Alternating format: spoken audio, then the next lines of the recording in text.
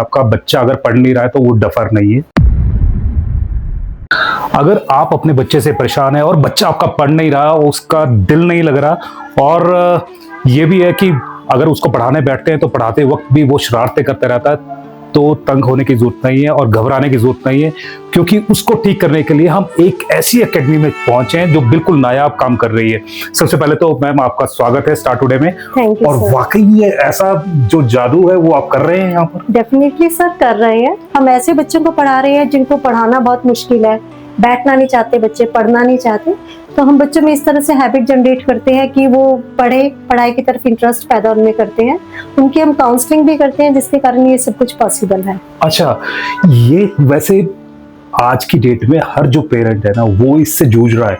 उनके बच्चे हैं, कुछ तो पढ़ते हैं लेकिन कुछ ऐसे बच्चे हैं मैक्सिमम कि अगर उनको पढ़ने बिठाते हैं तो वो कुछ और काम करते रहते हैं या छेड़ते रहते हैं, या यहाँ पर बिठाते हैं तो वो दूसरी जगह मिलते हैं। ऐसा ही आपको भी ऐसा फेस करना पड़ता है कि जो बच्चे आ रहे हैं या पेरेंट्स आ रहे हैं ये शिकायत लेकर आते हैं? सर लेकर के आते हैं पेरेंट्स कि बच्चे हमारे पढ़ नहीं रहे हैं, इंटरेस्ट नहीं दिखा रहे हैं। कई बार तो ऐसा होता है कि पेरेंट्स बोलते हैं कि हमारे बच्चे हमें सुनाते नहीं है बट वो मार्क्स अच्छे लेकर के आ रहे हैं, तो हम कैसे मान लें कि हमारा बच्चा परफॉर्म कर रहा है।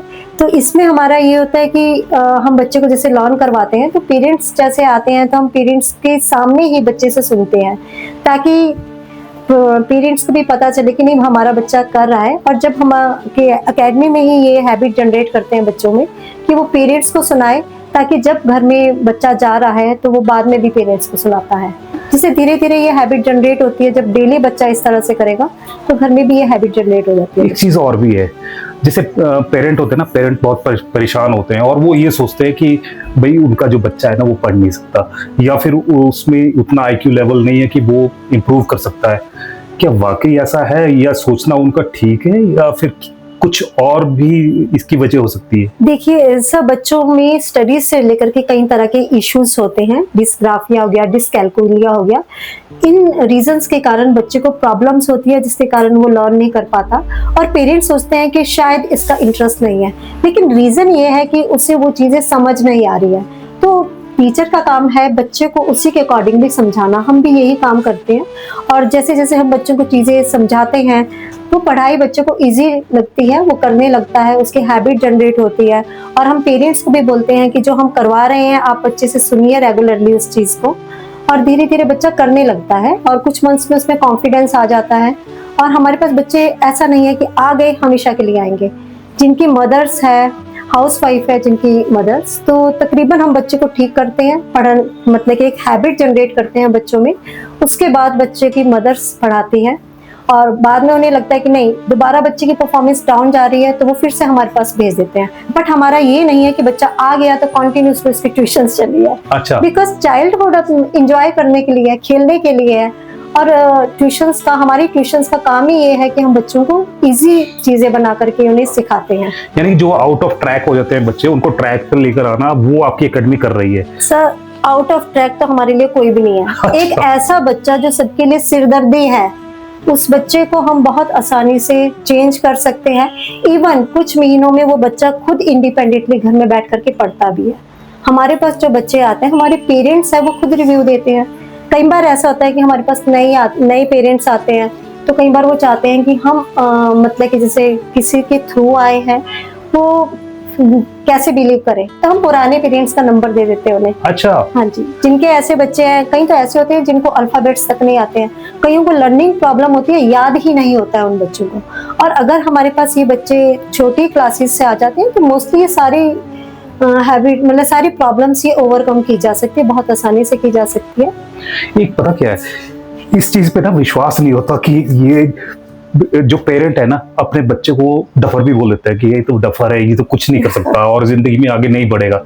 लेकिन वो बच्चे कई बार कामयाब भी हो जाते हैं, लेकिन अब उनको सही ट्रैक दिखाना और उनको बिठाना और उनकी हैबिट्स को डेवलप करना, ये वाकई आप कर देते हैं? सर आप एक चीज बताइए, पहले तो एक देखिए कि कोई भी बच्चा डफर नहीं होता है।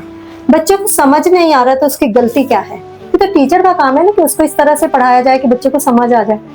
तो मेरे पास तो अभी तक इस तरह से कोई बच्चा नहीं आया है जिसकी मैं हैबिट्स चेंज ना कर पाई हूँ।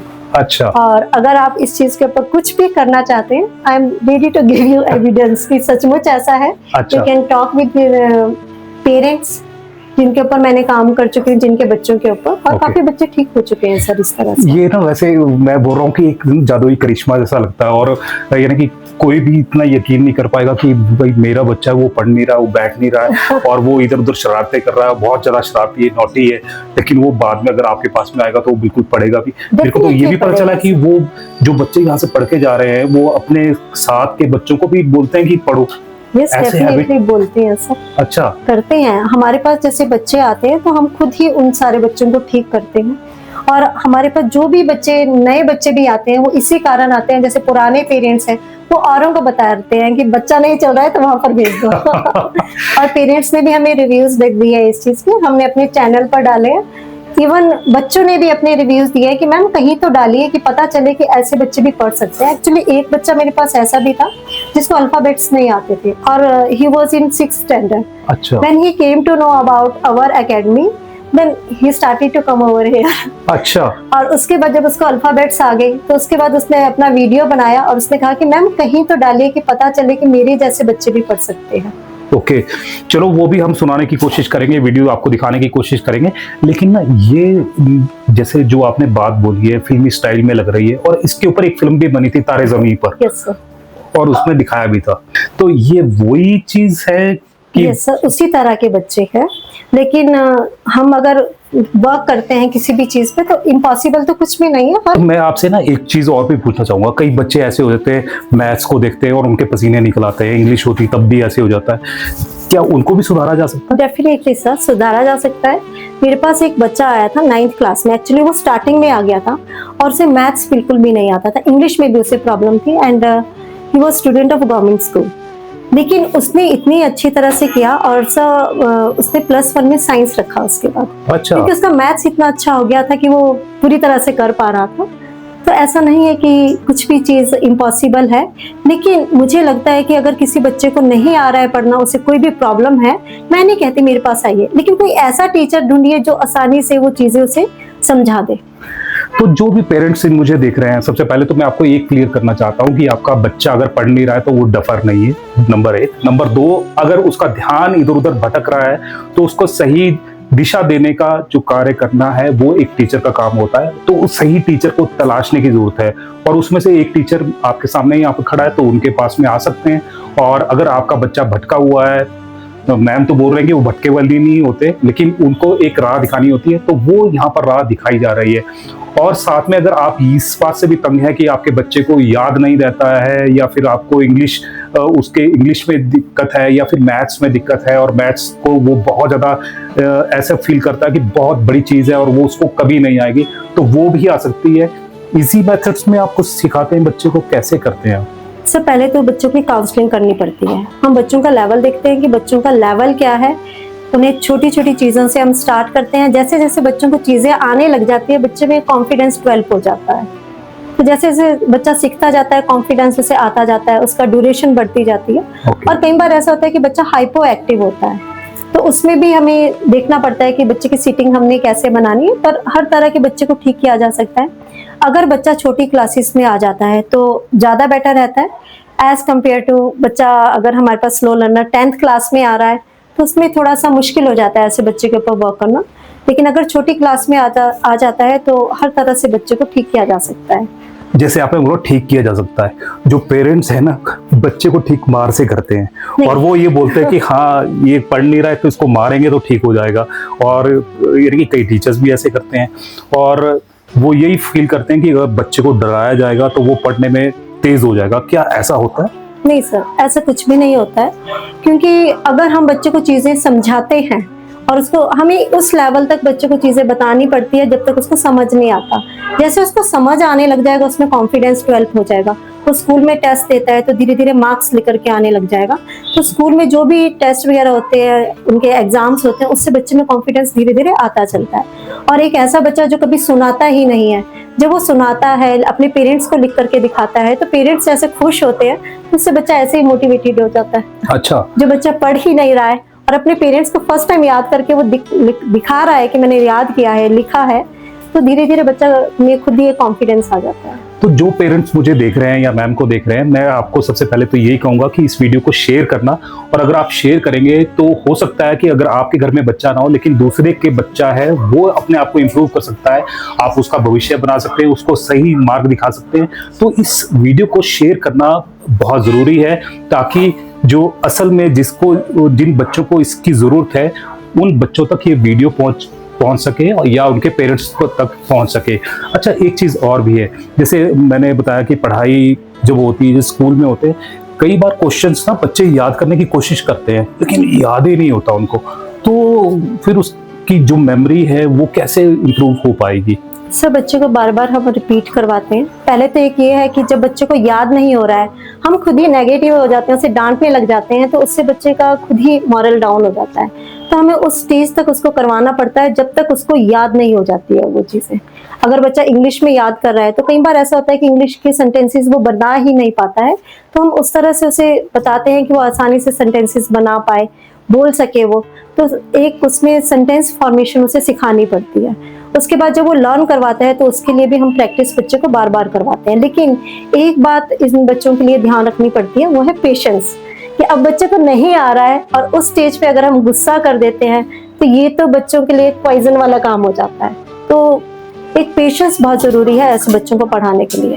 तो आप यानी कि कौन सी क्लास से कहाँ तक यानी कि बच्चों को सिखाते हैं, और किस तरह की जो ट्यूशन्स है आप यहाँ पर लेते हैं, और क्या जो स्कूल की पढ़ाई है उसके अलावा भी आप कुछ पढ़ाते हैं? सर, मेरे पास ब्रेन डेवलपमेंट कोर्स है। ब्रेन डेवलपमेंट कोर्स में मेरे पास 2.5 साल के बच्चे आते हैं। कई ऐसे बच्चे भी आते हैं जो इंटेलिजेंट है और वो सिर्फ छुट्टियों में आते हैं, तो उससे बच्चे की पढ़ाई में, लर्निंग में हर तरह से बहुत ज्यादा फर्क पड़ता है, जिससे बच्चे की लर्निंग ईजी हो जाती है। और कॉलेज के बच्चे भी करते हैं, हर कोई इसको कर सकता है, पर तकरीबन छुट्टियों में बच्चे ज्यादा प्रेफर करते हैं। और एक और बात, जो मेरे पास ट्यूशंस पढ़ने बच्चे आते हैं उसका मतलब ये नहीं कि हमेशा आ रहे हैं। जैसे बच्चों को लर्निंग प्रॉब्लम है, जिस लेवल पर बच्चा लर्न करना स्टार्ट कर देता है, घर में पेरेंट्स को सुना रहा है, तो बच्चा जो है, पेरेंट्स ये सोचते हैं हम अपने बच्चे को घर के पास ट्यूशंस लगाएं। तो ये भी होता है कि बच्चा हमारे पास तब तक आ रहा है जब तक उसमें ये हैबिट जनरेट नहीं होती, क्योंकि ये पॉसिबल नहीं है कि हमेशा हमारे पास बच्चे को भेजना। कई बार बच्चे का घर काफी दूर होता है, तो कुछ टाइम तक, जब तक बच्चे को नहीं याद हो रहा है तब तक तो जरूरत है सर इस तरह से। एक जो पेरेंट्स है ना, वो एक और दिक्कत से यानी कि गुजरते हैं। वो सबसे बड़ी बात पता क्या होती है? पढ़ तो रहे हैं, वो याद करने वाली भी आपने बताई कि हाँ भी याद नहीं होता तो उसको कैसे कर सकते। एक होता है ना कि बच्चे लिख नहीं सकते, तो वो राइटिंग का भी कुछ करते हैं? राइटिंग का भी करते हैं, राइटिंग के ऊपर भी हम बच्चे के वर्क करते हैं। लेकिन हम जो भी बच्चे को पढ़ाते हैं, चाहे हम लर्न करवा रहे हैं, रिटर्न वर्क करवा रहे हैं, तो उसमें हमारा ये होता है कि पेरेंट्स को हम ये कहते हैं कि हम जो भी करवा रहे हैं आप बच्चे से घर में सुनिए। लेकिन एक ऐसा बच्चा जिसने कभी लर्निंग कभी उसने लर्न ही नहीं किया है, तो ऐसे बच्चे को थोड़ा टाइम लगता है। जैसे 1-1.5 महीने के बाद बच्चा करने लग जाता है, उसके बाद वो घर में भी लिखना और मतलब सुनाता है अपने पेरेंट्स को, उनके सामने लिख करके दिखाता है, तो कर लेते हैं बच्चे। अब पेरेंट्स ना पता क्या सोच रहे होंगे, पेरेंट्स ये सोच रहे होंगे कि अगर वो अपना बच्चा आपके पास में भेजते हैं तो कितने महीने में वो ट्रैक पे आने की लग जाएगा? कई बच्चे तो सर विदिन 1 मंथ में भी आते हैं। अच्छा, ये हम बच्चे का नहीं कह सकते कि बच्चे को कितना टाइम लगेगा, लेकिन अगर बच्चा हमारे पास जैसे 7th में आया है, उसको 1 लाइन भी लर्न नहीं होती है, और कई बार ऐसे भी बच्चे होते हैं जिनको वर्ड्स तक नहीं आते हैं, तो उस स्टेज में हमारा मतलब ऐसे बच्चों के ऊपर ज्यादा टाइम लगता है। लेकिन कई ऐसे बच्चे होते हैं जो 1 मंथ में भी ठीक होते हैं, 2 मंथ्स में भी होते हैं, और कई ऐसे भी है जैसे 2-3 महीने में बहुत अच्छे हो गए, उसके बाद अपने घर के पास नजदीक ट्यूशंस में पढ़ रहे हैं। अब पेरेंट्स जो देख रहे हैं ना, वो अब देख रहे होंगे, सोच रहे होंगे कि मैम का नाम क्या है और इनकी एकेडमी का नाम क्या है और ये कहाँ पर मिलते हैं, मैम बताइए जरा। मेरा नाम समीक्षा है और मेरी एकेडमी कोटला नाला में वैनफिशर ट्यूशंस के नाम से। तो कोटना नाला में जो डीजे मस्ती है उसके बैक साइड पर ये पड़ता है। हाँ जी। तो वहां पर आप आ सकते हैं और मैं फ़ोन नंबर इस पर दे दूंगा, आप मैम से यानी बात भी कर सकते हैं, और कोई भी किसी भी तरह की क्वेरी है तो वो भी आप इनसे यानी बात कर सकते हैं। और आपको यकीन नहीं आ रहा है तो मैम ने बोला है कि जिन पेरेंट्स के जो बच्चे यहाँ पर आते थे और जो अब ट्रैक पर है, उनके फ़ोन नंबर पूरी लिस्ट आप दे देंगे। हाँ, उनको आप किसी से भी बात कर सकते हैं, बल्कि सोलन के ही हैं, सोलन के आसपास के भी हैं, उन पेरेंट्स से आप बात करेंगे, उनके रिव्यूज ले सकते हैं। 1-2 के मैं रिव्यू इसमें डाल भी दूंगा, आप उनको भी सुन सकते हैं, आपकी तसल्ली होगी। और साथ में अगर ऐसा हो जाता है जैसे कि मैम बोल रहे हैं, तो ये कमाल की चीज है और एक जादुई वेंट जो लगता है कि जो मैम है यहाँ पर घुमा रहे हैं बच्चों पर और बच्चों का जो भविष्य है वो बना रहे हैं। मैं तो कहूंगा कि इस तरह की जो ट्रेनिंग्स है ना बहुत ज्यादा जरूरत है, क्योंकि आजकल के बच्चे बड़े चंचल हैं, बड़े नॉटी हैं, पढ़ाई में बैठते नहीं है, थोड़ा सा उनका ध्यान भटक जाता है, लेकिन उनको भटकाने से कंट्रोल करने के लिए यहाँ पर मैम है। क्या कहना चाहेंगे आप? यस सर, जरूर। कोई भी बच्चा आपके पड़ोस में ऐसा बच्चा है जो नहीं पढ़ रहा है या लगता है आपको कि नहीं पढ़ाई इसके बस की बात नहीं है, तो आप टेंशन मत करिए, आई एम हियर, है ना। और ऐसे बच्चों को मैं ठीक कर सकती हूँ, आप भेजिए जरूर। और साथ में मैं एक और बात कहना चाहूंगी कि हमारे पास ट्यूशंस तो है ही, साथ में हम साल में एक बार हम जनवरी में गवर्नमेंट स्कूल के बच्चों के लिए हमने एक फ्री कोर्स भी रखा है जिसमें हम ब्रेन डेवलपमेंट उनको करवाते हैं। और उसमें भी हमारी कोशिश यही होती है कि ऐसे बच्चे लिए जिन्हें लर्निंग प्रॉब्लम है ताकि उन्हें हम ट्रैक पर ला सके। तो अगर आपके पास कोई गवर्नमेंट स्कूल का ऐसा बच्चा है जो आपके पड़ोस में है, स्लो लर्नर है, उससे भी आप जरूर बताइएगा।